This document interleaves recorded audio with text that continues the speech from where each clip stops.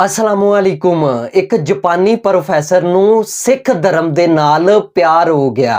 ਸਿੱਖ ਧਰਮ ਦੇ ਪਿਆਰ ਦੇ ਵਿੱਚ ਐਸਾ ਕੰਮ ਕਰ ਦਿੱਤਾ ਕਿ ਪੂਰੀ ਦੁਨੀਆ ਦੇ ਸਿੱਖ ਹੈਰਾਨ ਤੇ ਪਰੇਸ਼ਾਨ ਹੋ ਗਏ। ਪ੍ਰੋਫੈਸਰ ਨੇ ਕੀ ਕੀਤਾ, ਕੀ ਕੰਪਲੀਟ डिटेल है ਅੱਜ ਦੀ अपनी इस वीडियो ਦੇ ਵਿੱਚ ਆਪਾਂ ਜਾਣਾਂਗੇ। वीडियो देख लेने हैं, फिर करते हैं गलबात। गो। क्या आपने कभी सोचा है कि एक जापानी नागरिक भारत की संस्कृति और पंजाबी भाषा का इस कदर दीवाना हो सकता है कि वो सिख धर्म की पवित्र रचना जपजी साहिब का जापानी में अनुवाद कर दे? जी हाँ, ऐसा हुआ है। जी हाँ, जापानी लेखक और प्रोफेसर तोमियो मिज़ुकामी ने वो कर दिखाया है जो दुनिया में कभी नहीं हुआ। 2023 में जब पीएम मोदी जापान पहुंचे तो वो तोमियो मिज़ुकामी के मुंह से फ्लुएंट हिंदी और पंजाबी भाषा सुनकर दंग रह गए थे। लेकिन सवाल यही है कि ये जापानी दिग्गज कैसे भारत और पंजाबी संस्कृति की ओर आकर्षित हुए, कैसे पंजाबी भाषा से उनका जुड़ाव हुआ और उनकी कहानी क्या है। नमस्कार, मेरा नाम है रीटा। आज की वीडियो में मैं आपको इस अनोखे जापानी लेखक की रोमांचक कहानी बताऊंगी जिन्होंने सिख धर्म और भारतीय संस्कृति को जापान के कोने कोने में पहुंचाया और भारत में भी एक सम्मानित शख्सियत बन गए। 1941 में पश्चिमी जापान के काबे शहर में जन्मे तोमियो मिज़ुकामी का बचपन उस दौर में बीता जब दूसरा विश्व युद्ध अपने चरम पर था। युद्ध के उस माहौल में जापान में कई भारतीय रहा करते थे जिनमें हिंदू और सिख समुदाय के लोग शामिल थे। इसी दौरान छोटे तोमियो के कानों में पहली बार हिंदी और पंजाबी की मधुर ध्वनियां गूंजी और यहीं से उनके दिल में उतरी भारतीय संस्कृति और यहीं से भारतीय संस्कृति के प्रति उनके लिए एक अलग लगाव शुरू हो गया। तोमियो को हिंदी और पंजाबी सीखने की ऐसी ललक जगी कि उन्होंने इसे अपने जीवन का मिशन बना लिया। मजेदार बात तो यह है कि तोमियो ने खुलासा किया कि उनकी हिंदी के प्रति दीवानगी ने भारतीय संस्कृति के साथ साथ भारत की खूबसूरत महिलाओं का भी योगदान रहा। इस जुनून ने उन्हें 1965 में जापान के प्रतिष्ठित ओसाका विश्वविद्यालय में फॉरेन स्टडीज में दाखिला दिलाने के लिए प्रेरित किया, जहां उन्होंने इंडियन स्टडीज को चुना। तोमियो का भारत प्रेम उन्हें इलाहाबाद लेके आ गया, जहां उन्होंने 1965 से 1968 तक हिंदी और पंजाबी भाषा को गहराई से सीखा। इतना ही नहीं, उन्होंने पश्चिम बंगाल के विश्व भारती विश्वविद्यालय में बंगाली भाषा भी सीखी। इस दौरान उन्होंने पंजाबी भाषा भी सीखी। 1972 में उन्होंने दिल्ली विश्वविद्यालय से हिंदी में पीएचडी पूरी की और 1983 में पंजाबी भाषा पर गहन शोध करते हुए language contact in Punjab a social linguistic study of migrants language विषय पर दूसरी पीएचडी हासिल की। तोमियो की भाषाई प्रतिभा का अंदाजा इस बात से लगाया जा सकता है कि वो हिंदी, पंजाबी, बंगाली, उर्दू, गुजराती, असमिया, मराठी, कश्मीरी, सिंधी, तमिल, अंग्रेजी, जर्मन और फ्रेंच समेत 13 भाषाओं में पारंगत हैं। पंजाबी भाषा में पीएचडी करने के बाद उन्होंने 1994 में बर्कले की यूनिवर्सिटी ऑफ कैलिफोर्निया में समर इंटेंसिव कोर्स में स्टूडेंट को पंजाबी भाषा पढ़ाई थी और बाद में ओसाका विश्वविद्यालय में उन्होंने भारतीय भाषाओं के प्रोफेसर के रूप में अपनी सेवाएं दी।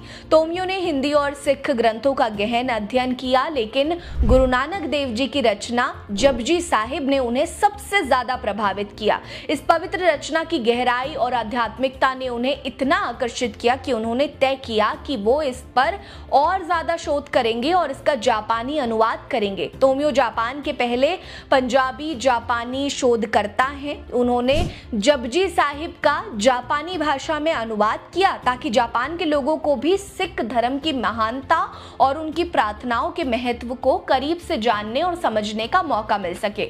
उनका यह अनुवाद जापान में सिख धर्म और भारतीय संस्कृति को समझाने का एक अनमोल प्रयास साबित हुआ। ध्यान देने वाली बात यह है कि तोमियो मिज़ुकामी के योगदान को भारत ने भी दिल से सराहा। 2 अप्रैल 2018 को नई दिल्ली के राष्ट्रपति भवन में तत्कालीन राष्ट्रपति रामनाथ कोविंद ने उन्हें पद्मश्री से सम्मानित किया। इसके अलावा 2001 में उत्तर प्रदेश सरकार ने उन्हें हिंदी रत्न और 1999 में लंदन में उन्हें विश्व हिंदी सम्मान से नवाजा गया था। इतना ही नहीं, तोमियो मिज़ुकामी गोस्वामी ने 301 से ज्यादा हिंदी गानों का जापानी में अनुवाद किया है, जो भारतीय संस्कृति को जापान में लोकप्रिय बनाने का एक शानदार प्रयास है। मई 2023 में जब पीएम नरेंद्र मोदी G7 सम्मेलन के जापान के हिरोशिमा पहुंचे तो वो तोमियो की फराटेदार हिंदी और पंजाबी सुनकर दंग रह गए थे। पीएम मोदी ने उनकी तारीफ करते हुए कहा कि एक जापानी नागरिक का भारतीय संस्कृति के प्रति ऐसा प्रेम अनुकरणीय है।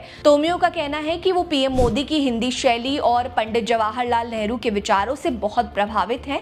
वो चाहते हैं कि जापान में हिंदी और भारतीय संस्कृति का और विस्तार हो। इसके लिए वो जापान में हिंदी सम्मेलन का आयोजन करना चाहते हैं ताकि दोनों देशों के बीच सांस्कृतिक सेतु और मजबूत हो सके।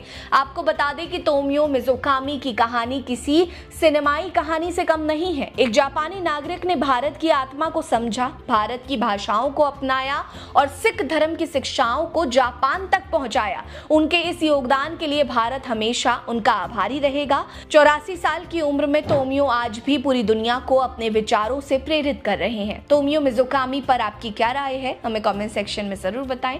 साथ ही वीडियो को लाइक कर लीजिए, चैनल को सब्सक्राइब करना मत भूलिएगा। हमारे साथ बने रहिए। नमस्कार। वाह जी वाह, क्या बात है। इस जापानी प्रोफेसर ने कमाल कर ਦਿੱਤੀ ਹੈ। देखो जी, इस जापानी प्रोफेसर ਨੂੰ ਸਿੱਖ ਧਰਮ ਦੇ ਨਾਲ ਪਿਆਰ ਹੋ ਜਾਂਦਾ ਹੈ। ਇਸੇ ਪਿਆਰ ਦੇ ਵਿੱਚ ਪੰਜਾਬੀ ਜ਼ੁਬਾਨ ਸਿੱਖਦੇ ਨੇ। ਪੰਜਾਬੀ ਜ਼ੁਬਾਨ ਸਿੱਖਣ ਤੋਂ ਬਾਅਦ ਵਿੱਚ ਅੱਗੇ ਪੰਜਾਬੀ ਜ਼ੁਬਾਨ ਦਾ ਪ੍ਰਚਾਰ ਕਰਦੇ ਨੇ। ਜਾਪਾਨ ਦੀਆਂ ਯੂਨੀਵਰਸਿਟੀਆਂ ਦੇ ਵਿੱਚ ਪੰਜਾਬੀ ਜ਼ੁਬਾਨ ਪੜ੍ਹਾਉਂਦੇ ਨੇ। ਇਸ ਤੋਂ ਬਾਅਦ ਵਿੱਚ ਮੂਲ ਮੰਤਰ ਸਾਹਿਬ ਦਾ ਜਾਪਾਨੀ ਜ਼ੁਬਾਨ ਦੇ ਵਿੱਚ ਤਰਜਮਾ ਵੀ ਕਰਦੇ ਨੇ ਤਾਂ ਕਿ ਜਾਪਾਨ ਦੇ ਲੋਕ ਜਿਹੜੇ ਨੇ ਉਹ ਮੂਲ ਮੰਤਰ ਨੂੰ ਸੁਣਨ ਔਰ ਉਹਦੀ ਤਰਫ ਆਉਣ ਤਾਂ ਕਿ ਸਭ ਨੂੰ ਪਤਾ ਚੱਲੇ ਕਿ ਸਿੱਖੀਜ਼ਮ ਧਰਮ ਹੈਗਾ ਕੀ ਹੈ। ਬਾਕੀ ਇਸ ਪ੍ਰੋਫੈਸਰ ਨੇ ਤੇ ਹੈਰਾਨ ਪਰੇਸ਼ਾਨ ਕਰਕੇ ਰੱਖ ਦਿੱਤਾ ਹੈ। ਦੇਖੋ ਜੀ, ਜਦੋਂ ਪੀਐਮ ਮੋਦੀ ਸਾਹਿਬ ਜਦੋਂ ਜਾਪਾਨ ਗਏ ਸੀ ਤੇ ਉੱਥੇ ਜਦੋਂ ਉਹਨਾਂ ਦੀ ਪੰਜਾਬੀ ਸੁਣੀ, ਉਹਨਾਂ ਦੀ ਹਿੰਦੀ ਸੁਣੀ ਤੇ ਪੀਐਮ ਮੋਦੀ ਦਾ ਮੂੰਹ ਖੁੱਲੇ ਦਾ ਖੁੱਲਾ ਰਹਿ ਗਿਆ ਕਿ ਐਡੀ ਸੋਹਣੀ ਪੰਜਾਬੀ ਬੋਲਦਾ ਹੈ ਇਹ ਜੈਪਨੀਜ਼ ਪ੍ਰੋਫੈਸਰ। ਬਾਕੀ ਇਸ ਜਾਪਾਨੀ ਪ੍ਰੋਫੈਸਰ ਨੇ ਪੂਰੀ ਦੁਨੀਆ ਦੇ ਸਿੱਖਾਂ ਸਰਦਾਰਾਂ ਦਾ ਦਿਲ ਜਿੱਤ ਲਿਆ ਹੈ। ਪੰਜਾਬੀ ਜ਼ਬਾਨ ਵੀ ਸਿੱਖੀ ਹੈ, ਪੰਜਾਬੀ ਜ਼ਬਾਨ ਦਾ ਵੀ ਪ੍ਰਚਾਰ ਕਰਨ ਦਿਆ ਹੈ ਔਰ ਸਿੱਖੀਜ਼ਮ ਧਰਮ ਦੇ ਬਾਰੇ ਵੀ ਪੜਿਆ ਹੈ, ਸਿੱਖੀਜ਼ਮ ਧਰਮ ਦਾ ਵੀ ਪ੍ਰਚਾਰ ਕਰ ਰਿਹਾ ਹੈ। ਬਾਕੀ ਵੀਡੀਓ ਦੇਖ ਕੇ ਜੋ ਮੈਨੂੰ ਲੱਗਦਾ ਸੀ ਮੈਂ ਆਪ ਜੀ ਨੂੰ ਦੱਸ ਦਿੱਤਾ ਹੈ। ਜੋ ਆਪ ਜੀ ਨੂੰ ਲੱਗਦਾ ਹੈ ਆਪ ਜੀ ਨੇ ਮੈਨੂੰ ਕਮੈਂਟ ਦੇ ਵਿੱਚ ਲਾਜ਼ਮੀ ਦੱਸਣਾ ਹੈ। ਤੇ ਇਸ ਮੇਰੀ ਅੱਜ ਦੀ ਵੀਡੀਓ ਮਿਲਦੇ ਹਾਂ ਆਪਾਂ ਨੈਕਸਟ ਵੀਡੀਓ ਦੇ ਵਿੱਚ। ਉਦ ਤੱਕ ਮੈਨੂੰ ਦਿਓ ਇਜਾਜ਼ਤ। ਰੱਬ ਰਾਖਾ।